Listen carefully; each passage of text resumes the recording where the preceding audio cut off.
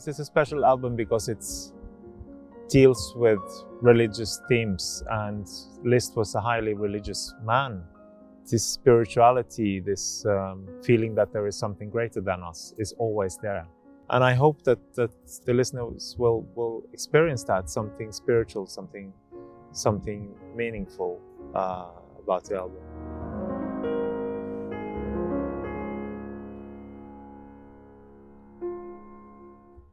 So the central piece on this album is, of course, Via Crucis, this very unusual late piece with choir and piano. And I wanted to couple that with some solo pieces that also deals with religious themes. I find the Consolations so tender, so intimate, so speaking from heart to heart.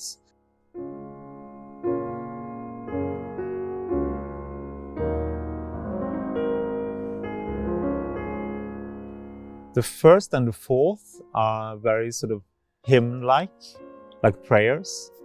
The second and fifth are more like a lied, a song.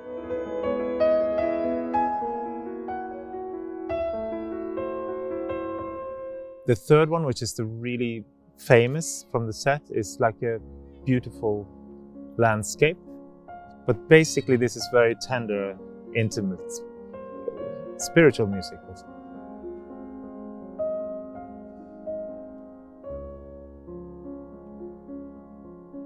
Via Crucis is still not a very well-known piece. It's a late piece by Liszt, and I think a problem is that people think Franz Liszt and they think this flamboyant virtuoso pianist. And this piece is something very, very different. It's so stripped away all the effects, everything, but still keeping an incredible tension and beauty.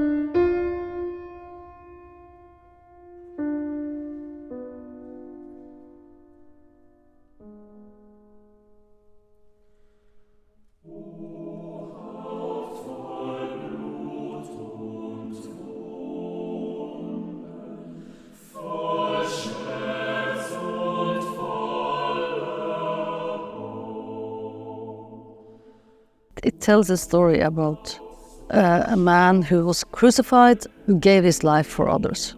And at the same time, it also feels like it's so much about humanity.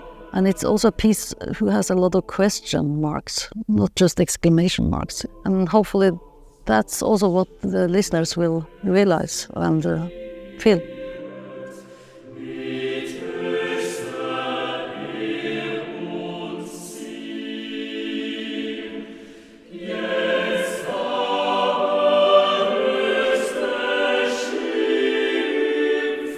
If you give yourself time and a little patience, and you just start with open ears with this piece, you can get very far and you can get very enriched, because it is really a special world.